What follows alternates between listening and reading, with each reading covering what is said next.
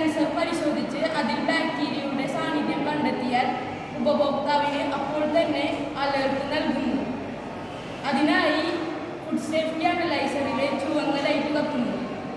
പഴക്കമില്ല എങ്കിൽ പച്ച ലൈറ്റും കത്തുന്നു. ഇതിലൂടെ ഭക്ഷണത്തിന്റെ പഴക്കം എളുപ്പത്തിൽ മനസ്സിലാക്കാം. സുഖമായി ഉപയോഗിക്കാൻ കഴിയും. ഇത് ഒരു പ്രാവശ്യം ഉപയോഗിച്ചാൽ വീണ്ടും ഉപയോഗിക്കാൻ കഴിയും. ഭക്ഷണത്തിന്റെ സാമ്പിൾ വേറെ ഒരു ഹോളിലൂടെ പുറന്തള്ളാനും കഴിയും. ഇതിനു വേണ്ടി ഉപയോഗിക്കുന്നത് 9 വാട്ടിന്റെ ബാറ്ററിയാണ്. ഈ ബാറ്ററി ചാർജർ ഉപയോഗിച്ച് ചാർജ് ചെയ്യാൻ